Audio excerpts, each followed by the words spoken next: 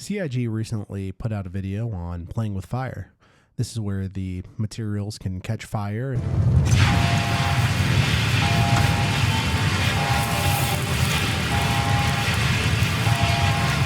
Fire is blazing a trail towards its awaited debut in the persistent universe. And while we don't want to burn any bridges with the resource management team, we'll jump out of the fire and into their frying pan in just a few weeks. Wow, I really bet their ears are burning. I appreciate how many times he said fire or burning in the last 2 seconds. So I don't know if you noticed, he did talk about what they're going to talk about next week. So resource management team. So that means next time we're going to go over oxygen system, life support systems, probably even the batteries. So that means that next week we will be talking about all the other engineering game items that we're not going to talk about this week. I'm going to go see if I can add more fuel to the fire.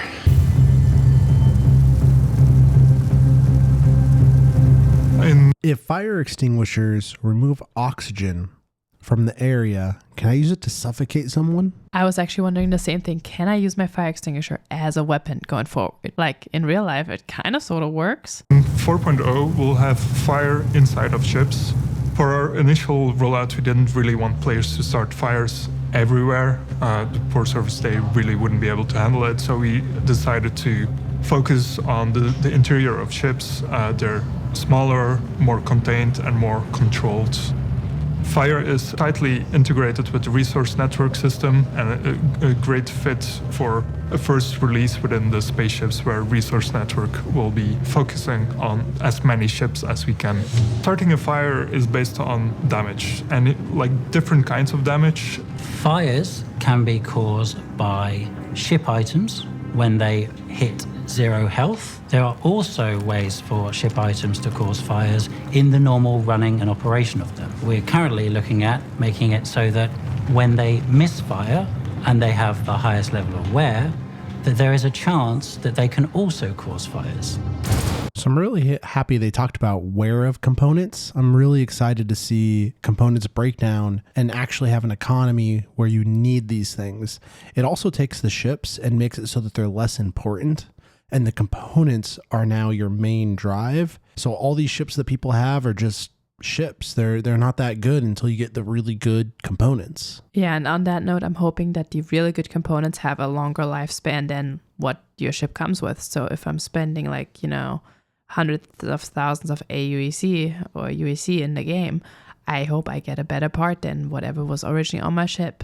This will also help it from not being pay to win. It won't be pay to win in this manner because components will break, and whatever ship you purchase with real money will still need these in-game components to actually be good. Otherwise, they're just base kind of crappy ships. And you have to continuously replace them if you actually, play the game. Unless your ship just sits in the hangar, then you... Having components die will mean they don't have parasitic content where all the old content is useless. They can actually keep old content as being good because it breaks. But other types of damage, like impacts from weapons or explosions, they could also ignite a fire. Another way to start a fire is getting the environment hot enough to actually get your surfaces to auto-combust. For example, if you open up your door on a really, really hot planet and the hot air starts to flow into your ship, then if that air is hot enough, and some surfaces might start igniting from that. Seriously? I could open my door and my ship might catch fire? You would need a room to reach, I think it's 1,000 Kelvin for those materials to start to smoke. So it's something that's technically possible, but it's not likely. If the planet is warm enough, yes. Is there a planet warm enough to do that right now? I don't think so. Okay, I just want to be sure. You're saying systemically it's possible. Systemically it's possible, okay. Yeah. It's technically possible, but very unlikely. Don't worry. I like how much extra thinking they did to put in the actual, temperature that this stuff would melt and catch on fire. That's a lot of extra thinking. So the way I think this is actually going to play is in pyro. They have flares. Flares could be extremely hot. It's energy from the sun. I mean, according to Google, it can be between 18 to 180 million degrees Fahrenheit. That's hot, and that would make sense since they just announced that Pyro is coming and what all will be in Pyro, the last episode of Inside Star Citizen. Yeah, so I'm thinking your ship can catch fire if it's open and if there's a flare while you're in pyro. Possible. I don't know if that's going to happen. But Once again, I will not be parking in pyro. Part of the fire hazard system propagation is based on the fire triangle, which is oxygen, fuel, and temperature. Oxygen is tracked by the room system. The atmosphere, that is, most rooms in the universe have their atmosphere tracked, including oxygen. The fuels, they will be tracked on the surfaces, so every surface in the universe is marked up with a surface type. That surface type has different properties for fire propagation to work. The heat that is usually from a ignition source is the damage that could happen, but also if you have an object already on fire, that could start a fire again based on the heat that that fire is emitting. Fire will start small if you have a small ignition point, so it will not start blazing immediately, so it will start propagating quite slowly. But if you leave it untended, then the fire will start growing, and the more it grows, the faster the propagation will happen and the larger the fire will get. It's quite complicated to have a control over that much energy, heat. It's a balance. I think So one example I can think of that would really suck here is if you have like the Caterpillar or any other giant ship where you sit in front, you have no idea what's going on behind you, pretty much other than your cargo is there. If you have a little fire, you probably won't notice until you have a big fire, or unless you have a big crew. I mean, that is the point of having crew and crewed ships. Now, where do I find friends to man my ship? that's the hardest thing to get, having the balance, having the fire texture that works well with the particle behavior, with the heat, the sparks. You need to have the whole feeling of heat and danger, and it's when you get this spot where it really starts to make you look certainly afraid of it that, yeah, it starts gets good, I would say. Each of the materials that we have marked up, they have their properties, and we can set a material to be combustible or not. Most surfaces will be combustible. A few exceptions, such as glass, will not be. But the ones that are, especially in ships, we decided to go for a more tech approach. So even if metal itself will not easily combust, we assume that behind that metal there will be pipes and cables that can catch fire. You have to think of the other things that can also catch fire. Things like your cargo, which you probably don't want to catch fire because if it burns out, you will lose it. Other things might be loose ship items that you have laying around just in case you want to repair your ship. The player itself will not be able to catch fire, but the player will. So one thing I'm wondering is, I'm in a futuristic society and they totally forgot about sprinklers. Like, they're standard practice in every facility now. Fire suppression systems, like they're pretty common in a lot of places. Yeah, you'd think there's something like that. Like even normal planes have some sort of fire suppression, like smoke detection, something, anything that would, try to extinguish the fire on its own. It's kind of odd. I mean, you'll be able to have the control to turn the oxygen off and stuff like that. But you'd think there would be like water lines that run through your ship for cooling or something that could just automatically spray it.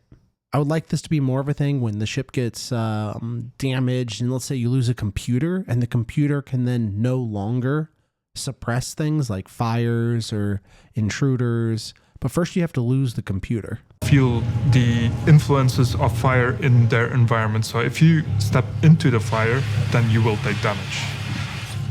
If you are near to the fire, you will feel the heat, so your actor status will start showing up with like higher temperatures. If the fire is not managed properly, for example, your life support can't feed in enough oxygen, then oxygen will be drained and your player will start to asphyxiate. Why can't I set people on fire? Tech. Will you commit here and now that someday we'll set people on fire? I will commit to nothing. I tried, everybody. People will have different ways of setting fires to ships, hopefully other people's ships, not your own. It is important to know for 4.0 that we will not have fire outside of ships. How is this going to work with insurance once I accidentally set fire to my own ship in the real game? Like once it comes out and we have like actual insurance? Like, isn't that insurance fraud? That, and I also don't know how it's going to work in general with fire and arson. Can I just throw stuff that's on fire into other people's ships for griefing reasons? Can I get away with that? Just to catch stuff on fire, just, you know, run around with plushies and catch them on fire and then throw them in. And not my problem. It might be a little hard to get them over there since usually you're in space, and that would probably put out the fire, I would assume, because this is all on the inside of the ship, right? Yeah, I'm thinking when someone lands and goes to pick up their cargo, you always have to close your door. And since you have to do that manually every time, like people are lazy. They're just going to leave their door open because they're just going to run in to grab their cargo and you just throw in a plushie that's on fire or something. The presence or absence of fire is a very, very important thing to convey to players. You don't want a player stepping into a thing that doesn't look like it's burning or avoiding a thing that looks like it's burning. Synchronizing fire was a very important part of making sure that the feature functioned correctly. And we have a lot of data that fire generates, and a lot of data doesn't work well over networks. There was a lot of work being put into relying as much as possible on the fact that our fire system is stable, it's deterministic, it will always do the same thing given the same initial parameters. There were a lot of cases. There were cases of players joining in late. They obviously don't get where the fire was 3 hours ago. They just see now. They need to know where it is now. There's players who have really bad internet connectivity or servers struggling a lot, situations that bring a halt to the continuous progress of fire from one end or the other, and we need to reconcile that. So we needed a way to know when fire was no longer suitably similar between what the player was seeing and what the server thought was there, and refresh it at that point and minimize how much data we needed to refresh it at that point. So I've got a big problem with their way they explained the data and how it's going to work. So the data is being simulated on the server. It's also being simulated on your PC. So it's both local and on the server. The problem with this is now the local PC has control over that data until it gets refreshed. So what happens when you find the memory cell that says this is on fire and you automatically set that to a 0 every time it refreshes? This could mean someone's ship could be on fire and a PvPer could be running through it because there's no fire. How are they going to get around the cheaters? I'm wondering if they can also simulate the person's damage. So basically when it goes to update, they're going to say you're dead without them knowing it. So even if they turn it off on their end, the server still knows that they took damage. So basically they believe the server end, not the client side. Yeah, I think that's kind of what he was hinting at when he was talking about now we're pretty happy with how it talks to each other, because that's probably also one of their concerns is like people abusing it and automatically saying, hey, there was never a fire there. But you have to have the server agree. So I think the server in the end is going to have the final say. Yeah, the server's updating the client. So hopefully it stays as the server side, not the client side. So I am worried about cheaters coming from Tarkov, where there's massive amount of cheaters. And I don't know how much that's going to ruin the gameplay or how much that would affect other players in PvP. A fire that is left unchecked will spread throughout your ship. And if it does this and it reaches your ship components, system is offline, then you'll be having a very bad day. And this could lead to your ship being both crippled or destroyed. So this means you will be able to put out fires using a fire extinguisher. Where possible, we have made sure that fire extinguishers are readily available throughout our ships. The extinguishers, they're very simple to use. They are point and shoot. You have to be careful that you don't start flailing wildly with your extinguisher. If you have to aim at the base of your fire and then keep it there to cool down the surface and take away enough of the heat and the oxygen so that the fire calms down. There will be a temperature readout where you can see how strong the fire is still where you're aiming. And you need to keep your finger on the trigger until it actually goes out. Fires can just be smoking there, and technically it's very close to being on fire. So you really do want to make sure it's really out before you move on. Because if you just leave them smoking and then go wandering off, there's a good chance it will heat up again and catch. So I noticed he's wearing the industrial outfit. I actually hope that they add another risk to mining, and when you fail a rock or run your laser for too long, it can catch fire. That's actually a really good thought. I didn't even think about that before, but yeah. I mean, currently it just kind of explodes, but it would be much more realistic to overheat and catch fire rather than just go boom. It's worth knowing that a fire extinguisher has a limited amount of ammo within it. To your benefit, you can also take your fire extinguishers back to where they are stored, plug them in, and then they will recharge their ammo. However, it is important to know that if your ship doesn't have a functioning life support at this moment, the recharge will not work. If you leave the fire completely untended, then your ship can completely burn out, so it will look completely black. If the life support can keep up providing enough oxygen, then it will just keep going until all of the fuel, that is the surfaces, has been burnt out. Or if the life support is not running, then your fire will start to diminish. But if you don't do anything, the life support will keep feeding in oxygen enough for the fire to be sustained and start spreading everywhere. You don't want people to put fires out? No, I want them to die in a fire. The views and opinions of Leo do not represent those of Cloud Imperium Games, Private Space Industries, or its subsidiaries. Okay, so this is the engineering dashboard. You got presets, you got config, consumed, and produced.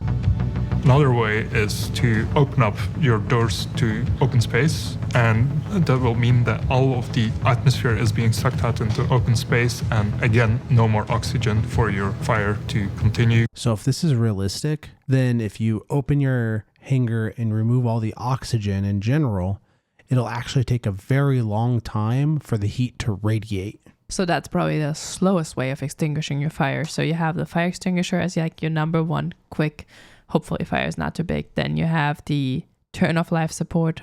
It dies somewhat slow. And then you have the open all the doors and wait for the molecules to do their chemical thing. Yeah, because if you turn off life support, you should still have the carbon dioxide that burned that could still take heat away. After a fire, you can repair your items or replace them. Fire can damage your interior of your spaceship. We have some very beautiful burn decals that Francesco and Guillaume have been working on to show you where your ship has been burnt. The visual damage to the surfaces is not something you can repair manually, but you can go to a repair station and repair your ship there, and that will get rid of all of the visual burn. But if I want to leave it burned because it looks cool, I can do that? You can do that. It persists. I'm very happy with the current progress. It's been a very long road for the team to get to this point. It's amazing to finally be able to roll this out to the players.